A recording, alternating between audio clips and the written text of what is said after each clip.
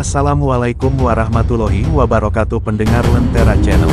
Pada kesempatan ini saya ingin menjelaskan sedikit tentang pentingnya mencari guru mursyid.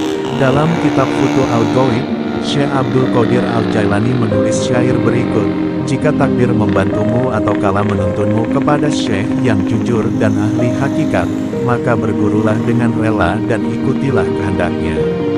Tinggalkan apa yang sebelumnya engkau lakukan, sebab menentang berarti melawan." Dalam kisah Khidir yang mulia terdapat cakupan, dengan membunuh seorang anak dan Musa mendebatnya, tatkala cahaya subuh telah menyingkap kegelapan malam, dan seseorang dapat menghunus pedangnya, maka Musa pun meminta maaf. Demikian keindahan di dalam ilmu kaum sufi. Sebagian kita mungkin sudah sering mendengar tuduhan yang dilontarkan oleh orang-orang yang mengaku Islami bahwa tasawuf adalah ilmu di luar Islam, pembuat bid'ah, syirik dan lain sebagainya. Dan karena yang menyampaikan pendapat ini orang berlatar belakang pendidikan agama yang lumayan, terkadang kita ikut-ikutan pada pendapat orang tersebut. Kesempatan ini saya ingin menyampaikan informasi akan pentingnya belajar tasawuf atau tarekat, agar kita bisa merasakan nikmatnya beragama. Belajar tasawuf ada dua jenis, yaitu secara teori dan praktek. Secara teori telah diajarkan di pesantren, bahkan kita akan bisa menjadi seorang profesor tasawuf tanpa kita harus mempraktekkan zikir dan dibimbing oleh mursyid. Namanya juga teori, tentu yang didapatkan hanya teori saja. Belajar tasawuf sebenarnya harus mempunyai pembimbing rohani, bukan saja mengajarkan kita tapi juga membimbing kita agar sampai ke hadiratnya, karena inti tasawuf adalah bagaimana seorang bisa berhampiran dengan Allah Subhanahu wa Ta'ala. Tentang hal ini Abu Ali As-Sakafi berkata, seandainya seseorang mempelajari semua jenis ilmu dan berguru kepada banyak ulama, maka dia tidak sampai ke tingkat para sufi kecuali dengan melakukan latihan spiritual bersama seorang guru atau syekh yang memiliki akhlak yang luhur, dan dapat memberinya nasihat-nasihat. Dan barang siapa yang tidak mengambil akhlaknya dari seorang guru atau syekh yang memerintah dan melarangnya, serta memperlihatkan cacat-cacat dalam amalnya, dan penyakit-penyakit dalam jiwanya, maka dia tidak boleh diikuti dalam memperbaiki muamalah. Jadi tasawuf adalah ilmu praktek, dan tentu saja membutuhkan pembimbing yang ahli di bidangnya. Tanpa adanya pembimbing rohani, maka segala praktek yang dilakukan sudah pasti akan disesatkan setan. Abu Yazid Al-Bistami berkata, barang siapa yang menuntut ilmu tanpa berguru, maka wajib setan gurunya. Apabila jalan kaum sufi dapat dicapai dengan pemahaman tanpa bimbingan seorang syekh, niscaya orang seperti Imam Al-Ghazali dan Syekh Izzuddin Ibnu Abdussalam tidak perlu berguru kepada seorang syekh. Sebelum memasuki dunia tasawuf, keduanya pernah berkata, setiap orang yang mengatakan bahwa adalah jalan memperoleh ilmu selain apa yang ada pada kami, maka dia telah berbuat kebohongan kepada Allah. Zaman sekarang kita juga sering mendengar pendapat seperti itu, tidak mengakui ilmu selain yang mereka pelajari atau syariat, dan menganggap orang-orang yang mempunyai kemampuan batin, ilmu laduni dan lain sebagainya sebagai pembohong.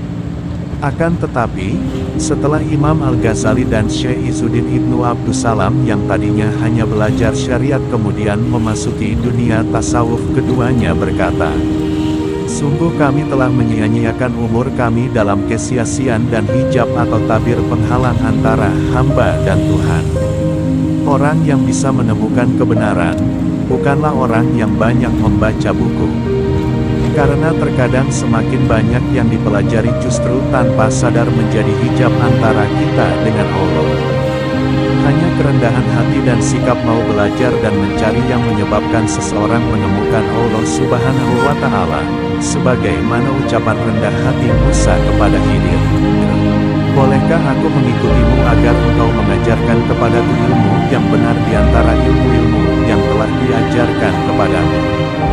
Quran Surah Al-Kahfi ayat 66.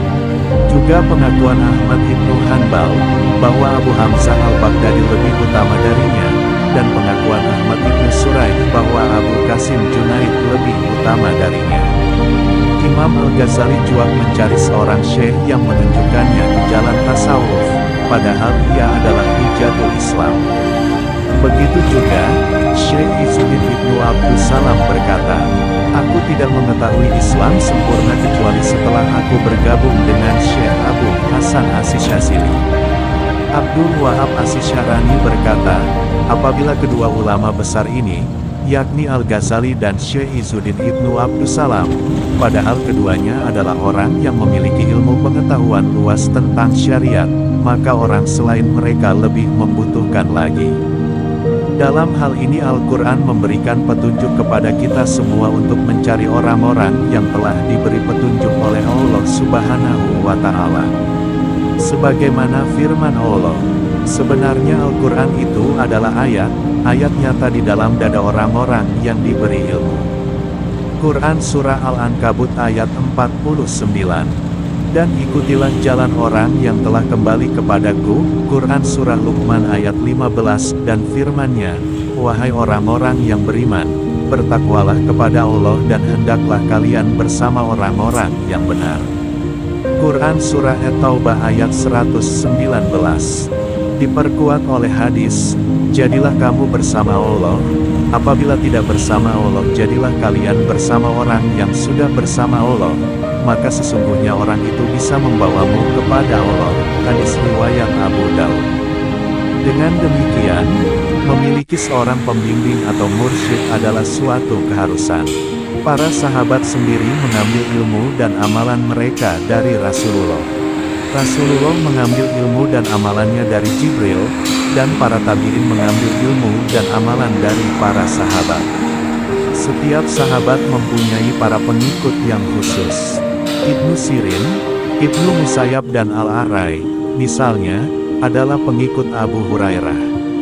Sementara Taus, Wahab dan Mujahid, adalah pengikut Ibnu Abbas. Demikian seterusnya. Pengambilan ilmu dan amalan ini sangat jelas, sebagaimana disebutkan dalam riwayat-riwayat mereka. Maka tidak ada alasan bagi kita untuk tidak segera mencari guru pembimbing yang siap menuntun dan membimbing kita mencapai kebenaran hakiki. Carilah guru mursyid yang kamil mukamil, khalis mukhlisin, sehingga dia bukan hanya berbicara tentang teori ketuhanan, akan tetapi dengan keikhlasannya mampu membimbing kita kepada kehadirat Allah Subhanahu wa Ta'ala. Kalau Anda bertanya siapakah guru mursyid yang kamil mukamil tersebut, saya tidak bisa menjawab karena khawatir jawaban saya akan menyinggung perasaan yang lain. Bagi setiap pengamal tasawuf mereka meyakini guru mereka memiliki kemampuan untuk membimbing mereka dan tidak terkecuali guru saya. Abu Athaillah As-Sakandari dalam Lataif Al-Minan berkata, engkau tidak akan kekurangan mursyid yang dapat menunjukkanmu ke jalan Allah. Tapi yang sulit bagimu adalah mewujudkan kesungguhan dalam mencari mereka. Seorang penyair sufi berkata, rahasia Allah didapat dengan pencarian yang benar. Betapa banyak hal menakjubkan yang telah diperlihatkan kepada para pelakunya. Ali Al-Khawas berkata dalam syairnya, jangan menempuh jalan yang tidak engkau kenal tanpa penunjuk jalan, sehingga engkau terjerumus dalam jurang-jurangnya. Penunjuk jalan atau mursyid akan dapat mengantarkan salib sampai ke pantai yang aman dan menjauhkan dari gangguan-gangguan selama di perjalanan. Sebab, penunjuk jalan mursyid sebelumnya telah melewati jalan itu di bawah bimbingan seseorang, mursyid sebelumnya, yang telah mengetahui seluk-beluk jalan tersebut, mengetahui tempat-tempat berbahaya, dan tempat-tempat yang aman dan terus menemaninya sampai akhirnya dia sampai di tempat yang dituju. Kemudian orang tersebut memberikan izin untuk membimbing orang lain. Menutup tulisan ini saya mengutip syair dari Ibnu Albana yang menjelaskan tentang kedudukan kaum sufi yang telah melakukan perjalanan menuju Allah dan setelah sampai di sana memberikan kabar kepada orang lain untuk menuju ke sana dengan selamat. Kaum sufi tidak lain sedang melakukan perjalanan ke kehadirat Tuhan yang Maha Benar. Maka mereka membutuhkan penunjuk jalan yang benar-benar mengenal seluk-beluk jalan itu. Dia telah melalui jalan itu, lalu dia kembali untuk mengabarkan apa yang telah didapat. Semoga bermanfaat.